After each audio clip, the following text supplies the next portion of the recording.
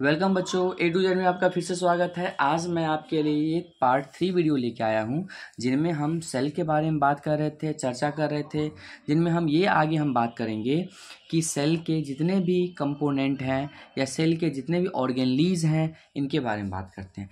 तो चलिए स्टार्ट करते हैं बिना टाइम वेस्ट किए हुए। तो देखो, अगर हम बात करें सेल की कोशिका की, तो सेल की कोशिकाओं का जो अंग होता है उसको हम लोग कहते हैं सेल ऑर्गेनलीज, और हिंदी में उसको कोशिकांग कहते हैं। क्या कहते हैं उसको? कोशिकांग कहते हैं। अब हम यहाँ बात करें, जैसे कि शरीर के अंग को हम लोग पार्ट्स ऑफ बॉडी कहते हैं, उसी तरह से सेल की जो कोशिका होती है उसको कोशिकांग कहते हैं। तो हम आपको बता रहे थे किसके बारे में? तो उसकी कोशिकांग के बारे में। तो पहला हम जो बात कर रहे हैं, ये हम आपको पहले ही बता चुके हैं। ये सभी जितने भी पेपर हैं, सभी कंपटीशन के लिए भी बहुत इंपॉर्टेंट है, और ये बहुत सारे क्वेश्चन इससे पूछे जाते हैं। किसी भी कंपटीशन ले लो, या 9th क्लास का ले लो, या 8th क्लास का ले लो, या किसी भी कंपटीशन का ले लो, ये बहुत इंपॉर्टेंट है। चलिए स्टार्ट करते हैं, मेरा टाइम वेस्ट। तो पहला जो कोशिकांग है, पहला जो सेल ऑर्गेनलीज है, वो है प्लाज्मा मेम्ब्रेन। तो प्लाज्मा मेम्ब्रेन क्या कहता है? जो प्लाज्मा मेम्ब्रेन होता है उसको सेलेक्टिवली परमिएबल मेम्ब्रेन के नाम से जानते हैं। मतलब इसको अर्ध परागम्य झिल्ली के नाम से जाना जाता है। सर क्यों इसे जाना जाता है अर्ध परागम्य झिल्ली? क्योंकि ये कुछ ही एलिमेंट, कुछ ही ऐसे मटेरियल को परमिट करता है, मतलब आने देता है, और जो बेकार होता है उसको एग्जिट कर देता है, मतलब बाहर कर देता है। इसीलिए उसको कहते हैं सेलेक्टिवली। मतलब इसको जो ज़रूरत होता है उसको तो अंदर कर लेता है, और इसकी जब ज़रूरत नहीं होता है, जिसकी ज़रूरत उसे नहीं होता है, उसको बाहर कर देता है। इसीलिए इसको सेलेक्टिवली परमिएबल मेम्ब्रेन कहते हैं, और हिंदी में उसको कहते हैं अर्ध परागम्य झिल्ली। ठीक है। इसी का दूसरा नाम प्लाज्मा मेम्ब्रेन भी है। इसको सेल मेम्ब्रेन या उसको प्लाज्मा मेम्ब्रेन कह दो, दोनों एक ही है। इसको हम लोग कोशिका झिल्ली कह दो या प्लाज्मा झिल्ली कह दो, कोई फर्क नहीं पड़ेगा। ठीक है। अगर हम बात करेंगे तो ये क्या होता है, ये हमें क्या करता है? तो ये कोशिका द्रव्य और बाहर के आवरण से उसे अलग करने का काम करता है। मतलब ये कि ये सेपरेट करता है किसको? साइटोप्लाज्म से, और बाहर का जो सराउंडिंग्स होता है उससे अलग करने का काम करता है। बात समझ में आ रहा है? ओके। ये जो है प्लांट में भी पाया जाता है और एनिमल में भी पाया जाता है। मतलब ये कि ये पादप में भी पाया जाता है और जानवरों में भी पाया जाता है। ठीक है। इन दोनों में कैटेगरी में ये आ जाता है। अगर हम इसकी बात करेंगे, तो अगर हम प्लांट की बात करें और एनिमल की बात करें, तो एनिमल में बाहर वाला ये जो है सेल के सबसे बाहरी परत होता है। प्लाज्मा मेम्ब्रेन क्या होता है? सेल के जो सबसे बाहरी परत होता है, बाहरी जो पोर्शन होता है, वो हमारा होता है प्लाज्मा मेम्ब्रेन। बट अगर हम बात करें किसी प्लांट के अंदर, तो प्लांट के अंदर सबसे बाहरी ये नहीं होता है, बल्कि सबसे बाहरी हमारा होता है सेल वाल, और उसके जस्ट अंदर हमारा होता है क्या? तो ये होता है प्लाज्मा मेम्ब्रेन। क्यों होता है वो मैं आगे बताऊंगा, समझ में आ जाए। तो ये हम ये समझ लो कि प्लांट के अंदर में ये हमारा जो है पहले होता है सेल वाल, जिसको कोशिका भित्ति कहते हो, उसके बाद होता है सेल मेम्ब्रेन या प्लाज्मा मेम्ब्रेन। बट अगर एनिमल की बात करें, एनिमल में ये सबसे बाहर पोर्शन होता है। ठीक है। अगर कोई पूछ देगा आपसे कि प्लाज्मा मेम्ब्रेन सर बनता किससे है, तो हाँ बिल्कुल आसान है। ये जो है प्रोटीन से बनता है और लिपिड से मिलकर के बना होता है। ये किससे मिलकर बना होता है? प्रोटीन और लिपिड से मिलकर के बना होता है। और सबसे बड़ी बात ये कि ये बहुत ही फ्लेक्सिबल होता है। उसको आप चाहो तो आप उसे फोल्ड भी कर सकते हो, ये टूटेगा नहीं। ठीक है। ये हमेशा ऐसे ही बना रहेगा। चलिए, तो यहाँ तक मुझे लगता है कि किसी को दिक्कत नहीं है। अब इनके कुछ काम की बात कर लेते हैं कि इसका काम क्या होता है। तो पहला काम यही जो मैंने आपको पहले ही बताया था, ये हमें क्या करता है? ये हमें आउटसाइड मूवमेंट से ये रेगुलेट करता है। क्या करता है? कि molecules inside and outside of the cell, मतलब मूवमेंट करवाता है। जो मटेरियल्स को जाना है उसको जाने देता है, जिसको बाहर की जरूरत होती है उसको बाहर कर देता है। ठीक है। उसके बाद ये क्या आता है? Maintaining the distinct composition of the cell. Distinct composition का मतलब जितनी ज़रूरत होती उतना ही जाएगा, जाने तो देता है, लेकिन इसमें एक चीज़ और कि ये मेंटेन करके रखता है जितनी ज़रूरत है। अब सोच लो, आप अगर जितना खाना तो ज़रूरी है, लेकिन अधिक मात्रा में खा लो, फिर क्या होगा? अधिक मात्रा में खा लोगे तो आपको प्रॉब्लम होगा, इनडाइजेशन हो जाएगा, इस तरह से प्रॉब्लम होगी। तो ये क्या करता है? इस बात को भी केयर करता है। चलो, उससे रिलेटेड कुछ टॉपिक और है, जैसे डिफ्यूजन। डिफ्यूजन को विसरण कहते हैं। सर ये होता क्या है? तो डिफ्यूजन होता ये है कि अगर क्या हो, जब किसी सेल के अंदर वाटर का ट्रांसपोर्ट हो, जिसको हम लोग सॉल्वेंट कहते हैं, क्या कहते हैं? सॉल्यूट कहते हैं।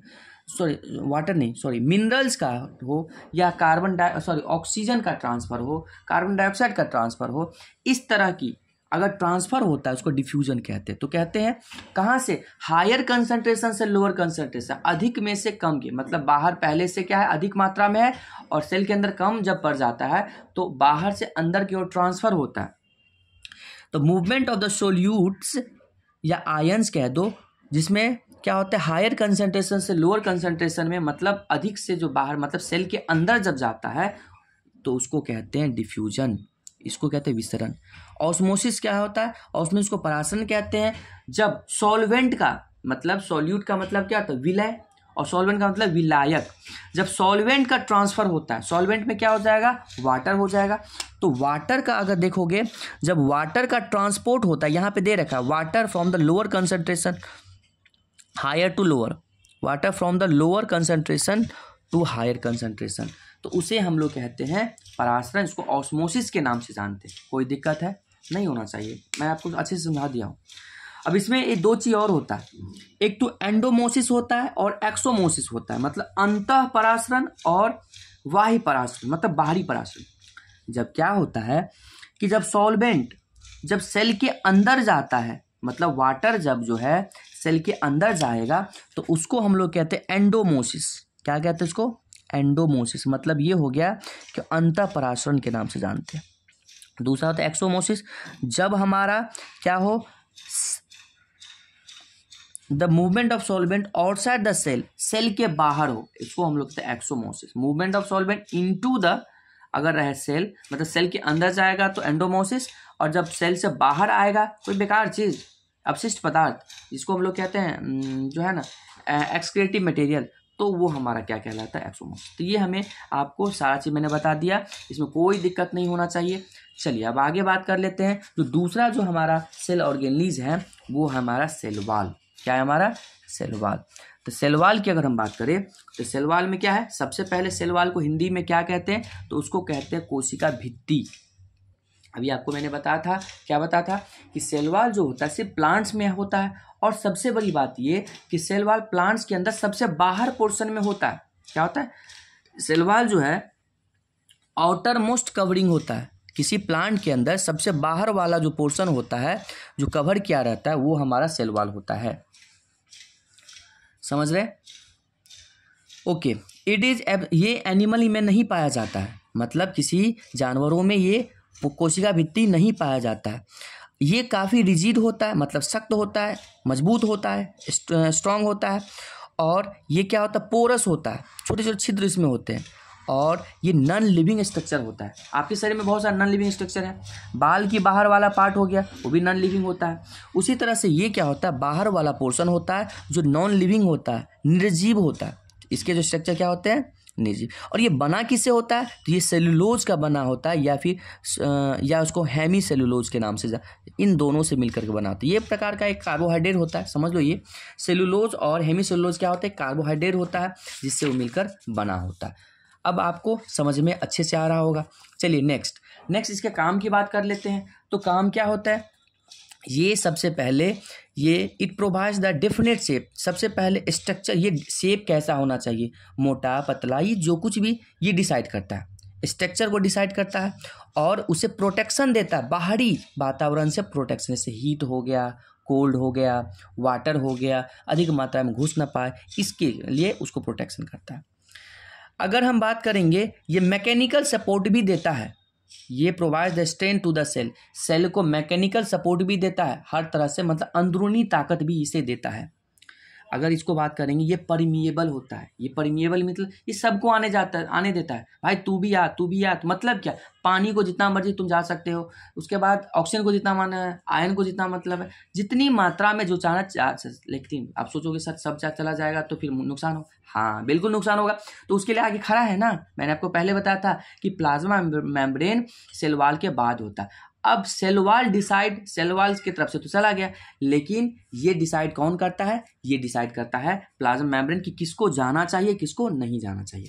तो इसकी हम बात कर दिए। तो ये क्या करता है, ये परमिएबल होता है, मतलब सभी मटेरियल को अंदर जाने देता है।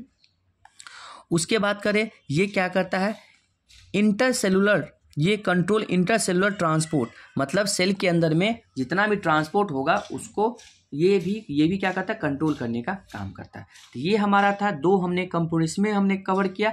आगे हम फिर से नया वीडियो ला रहे हैं जिसमें हम आपको न्यूक्लियस के बारे में बता रहे हैं, बहुत ही आसान तरीके से, इससे आसान कहीं नहीं मिलेगा। अगर आपने सही से ध्यान दिया, इसलिए मैंने मार्क भी कर रखा है, उतना ही आपको पढ़ना है। आप आराम से हर एक पेपर में ईजिली आप कर सकते हो। Thank you for watching video. ये आपके लिए सभी पेपरों के लिए इंपॉर्टेंट है। Thank you for watching video.